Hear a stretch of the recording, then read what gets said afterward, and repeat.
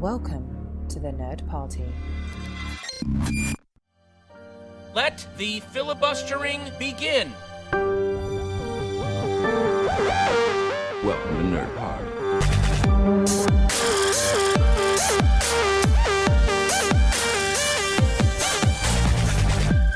Hello and welcome to Filibuster here on the Nerd Party Network. We have an interview from the Edinburgh Festival today. This week, director Adam Morse announced on the eve of the world premiere of this movie Lucid that he was actually blind. I'm joined by Adam and actor Laurie Calvert to discuss this fantastic and inspiring story behind the making of this movie. Just to give you a bit of an insight into the movie, Timid Zel is adrift in a city with no friends but simultaneously craves and fears intimacy. His eccentric neighbour, Elliot, played by Zane, offers to help him try and win over dancer Jasmine using an experimental form of dream therapy. While this so-called lucid dreaming helps him change and become more confident, his lust leads him on a dark adventure and the question remains as to whether he can charm Jasmine in reality. A huge thanks to Adam and Laurie for joining me for this episode. Hope you enjoy it and you can support this fantastic film. Enjoy. Yeah, so I went and see the movie the other day not knowing what to expect. I like to try and be surprised when I go into this thing, and I was totally blown away. I thought it was such an impressive movie, and I couldn't believe that's your debut movie. Thank you. What was the origin of this movie and how did it kind of come around? So I originally started writing it as a short film, actually. After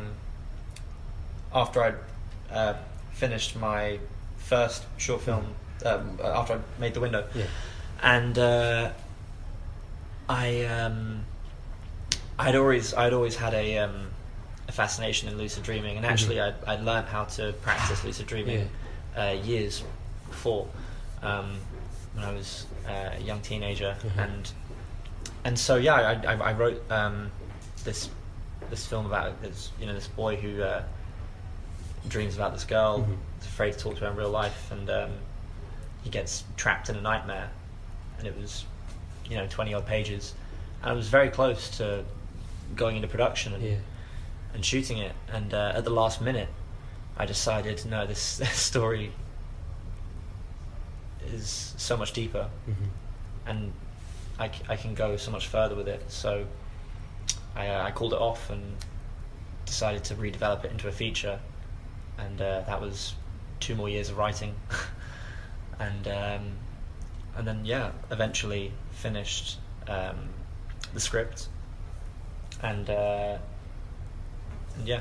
so it's quite a role for yourself to you look at this, like, so you get to be a romantic lead, you get to so many great moments. What's it like when you open a script like that? Do you feel a lot of pressure when you know that you're going to be the leading man in a movie like this, and you're kind of potentially carrying it, or is it something where it's like, oh, this is exciting, this is what I kind of work towards? Yeah, the latter. Yeah, the pressure's off. Like, it's funny doing smaller roles, the pressure's on, because God, when you have to turn up for one day and do 1 or 2 lines, you don't want to mess up. But I feel when you've got a part like this, 52 scenes, my characters in 52 of them. I mean, I don't have time to feel pressure. It's just like, God, let's get going. It was excitement. It was real excitement. Absolutely. And what was it like kind of working with you had such a great cast as well? And what was it like with Zane, for example? Your guys' scenes are so quite funny together as well, and he just seems such a aloof character. And what was that like working with a legend like him? It was great for me. I worked with him for 5 days straight, every day for 5 days. So it was intense. It was quick. And it was just a whirlwind. I just made sure to always have my receptors on. What is he doing? What can I learn from him?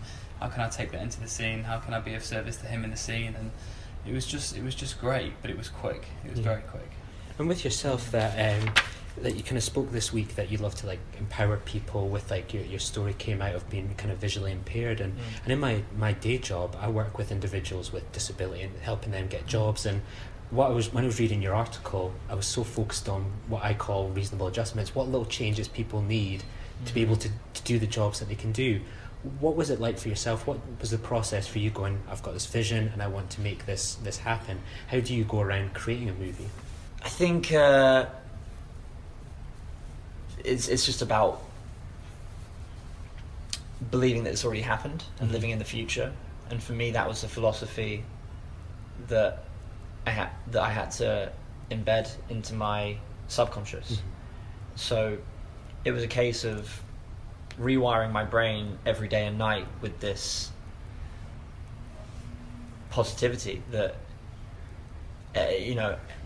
okay, every step back or every knock I take or every no or rejection or problem is only going to be before I take another 2 leaps forward, because it's not that it's going to happen, it's that it's already happened.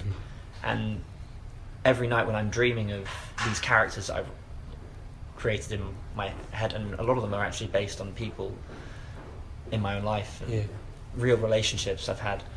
I've obviously just changed their names and their appearances in the film, but it was me just saying, no, these aren't just dreams, and I'm not going to call them premonitions, but I believe that a lot of the images of myself that I had at night dreaming, and even daydreaming of being on a red carpet at the world premiere, or on set behind the camera with these, at the time, faceless actors. I mean, obviously it's now turned out to be perfect, it's all happened for a reason, but then it was just not convincing myself, but just accepting that okay, this has already happened, and I've just got to wait for it to happen in this reality. And that gave me great confidence. And it must feel like for both of you, you work in an industry where rejection is just so common. Everyone faces so many challenges, that here you are, kind of world premiere, and red carpet. What does it feel like when you've got to this moment and achieved what you have both set out as, to become an actor and to become a director? Yeah, it feels surreal, but beautiful at the same time, and very heartwarming when people like yourself, talk about the movie in such a kind way, and I feel the enjoyment that others are getting from the film.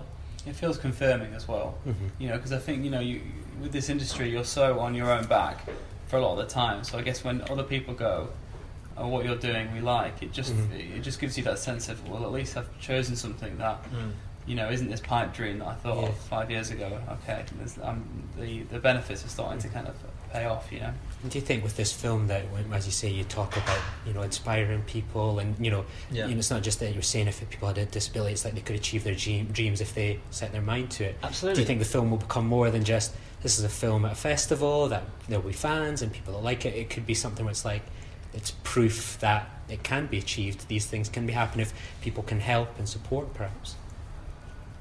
Yeah, it's been therapeutic for me to make this film, and I know that if people learn about myself and my experiences, it can show them possibility, and encourage them that if you've got something you want to do, then don't say to yourself, oh yeah, I could do that. Don't even say I can do it or I will do it. Say I've done it.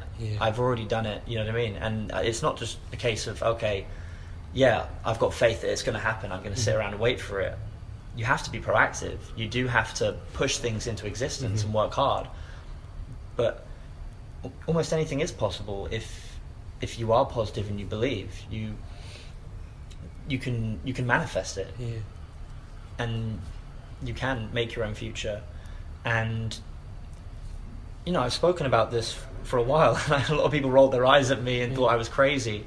And even some of my closest, dearest friends, the people I've, people like family I've grown with, were skeptical about, how are you going to make a film? You're blind. You how are you going to write a script you can't see, or do this and do that? And everyone needs to realize that limitations are set internally. You can't let the external set your limitations. It's all about what's in your own mind. Everyone feels like they're the center of their own universe, and for me